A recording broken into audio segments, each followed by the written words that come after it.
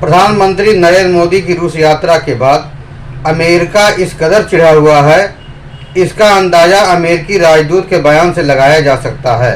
उसने बयान दिया है कि भारत को यह नहीं भूलना चाहिए कि युद्ध भारत से ज़्यादा दूर नहीं है। देखा जाए तो यह सीधे सीधे भारत को युद्ध की धमकी है। एक तरफ से अमेरिका धमकी देने पर उतर आया है क्योंकि उसे लगता है भारत उसकी नीतियों के विरुद्ध जा रहा है। अमेरिकी राजदूत का बयान इसलिए अजीब है क्योंकि एक तरफ अमेरिका भारत से दोस्ती बढ़ाने की बात कर रहा है तो दूसरी तरफ वो दोस्त को युद्ध की धमकी दे रहा है। अमेरिकी सलाहकार ने कहा कि भारत रूस पर गलतबाजी लगा रहा है और उसे भारी पड़ने वाला है। अमेरिका ने कहा कि रूस ज़रूरत पड़ने पर भारत को धोखा देगा क्योंकि रूस भारत का सच्चा दोस्त नहीं है। अमेरिका का कहना है कि रूस चीन पर बहुत ज़्यादा निर्भर हो गया है। अगर भारत और चीन के बीच जाता है तो रूस भारत की मदद नहीं करेगा। युद्ध हो, अमेरिका ने इस बारे में कुछ नहीं कहा। अगर रूस भारत का साथ नहीं देगा तो क्या अमेरिका चीन के खिलाफ भारत का साथ देगा? ऐसा कोई वादा अभी तक अमेरिका ने नहीं किया। दूसरी बात, उसने जिन देशों से वादा किया हुआ वो देश भी अब अमेरिका पर विश्वास करने को तैयार नहीं है। देखा जाए तो भारत अपनी सुरक्षा के लिए किसी दूसरे देश की मदद पर निर्भर नहीं है और होना भी नहीं चाहिए। यूक्रेन ने अमेरिका और उसके साथी देशों के भरोसे रूस से युद्ध तो छेड़ दिया लेकिन वो पूरी तरह बर्बाद हो गया है। भारत ऐसी गलती करने की सोच नहीं सकता। भारत चीन के साथ अपने विवाद खुद ही सुलझाने में लगा हुआ है और चीन की इतनी भी हिम्मत नहीं है कि वो भारत के खिलाफ युद्ध छेड़ देगा। चीन अच्छी तरह से जानता है कि भारत के साथ युद्ध सिर्फ भारत को ही नहीं बल्कि उसे भी बर्बाद कर देगा। अमेरिका जहां भारत को चीन से डरा रहा है वहीं दूसरी तरफ वो रूस से भारत को दूर रखने की कोशिश में है।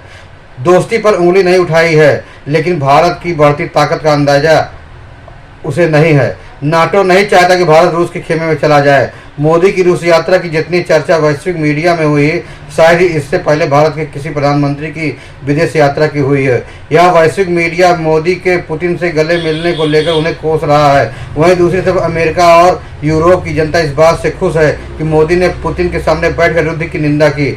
मोदी पुतिन के मुंह पर पहले भी कह चुके हैं और इस बार भी कहा कि ये दौर युद्ध का नहीं है, सारे मामले कूटनीति और बातचीत से हल होने चाहिए। यह बात कहने की हिम्मत मोदी के अलावा और कोई नेता नहीं कर सकता और न पुतिन किसी के मुंह से ऐसी बात सुन सकते हैं। नाटो देश अब इस बयान से खुश नहीं है क्योंकि उन्हें लगता है कि मोदी सिर्फ अपनी यात्रा का बचाव कर रहे हैं। वास्तव में दुनिया के कई देशों की जनता मानती है कि भारत उन देशों में से है जो युद्ध नहीं चाहता है बल्कि शांति चाहता है। वास्तव में भारत का हित इसी में है कि यह युद्ध जल्दी से जल्दी खत्म हो जाए, लेकिन अमेरिका और उसके साथी चाहते हैं कि यूक्रेन के आखिरी नागरिक तक युद्ध जारी रहे।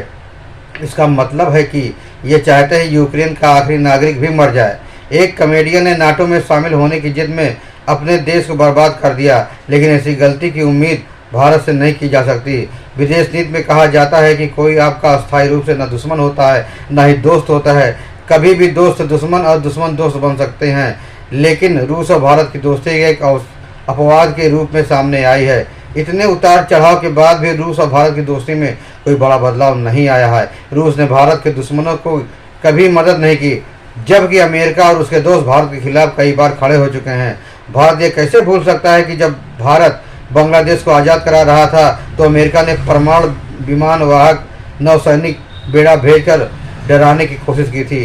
तब इस रूस ने ही अपने नौसैनिक बेड़े से उसको डराकर भगा दिया था। इसके अलावा भारत के खिलाफ पाकिस्तान की आतंकवाद नीति का अमेरिका ने दशकों तक अप्रत्यक्ष रूप से समर्थन किया है।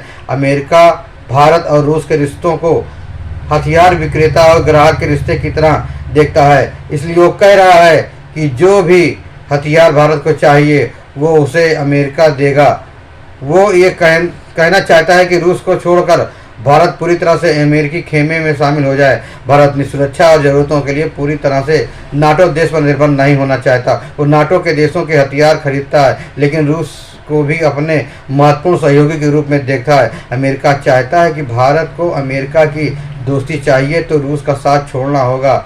अमेरिका खुद को दुनिया का एकमात्र सुपर पावर मानता है, लेकिन वो ये समझने को तैयार नहीं कि रूस दोबारा खड़ा हो गया है और चीन भी विश्व शक्ति बनने की ओर अग्रसर है। सबसे बड़ी बात यह है कि भारत ने भी विश्व शक्ति बनने की ओर कदम बढ़ा दिया है। उसकी दादागिरी अब ज़्यादा दिन तक चलने वाली नहीं है।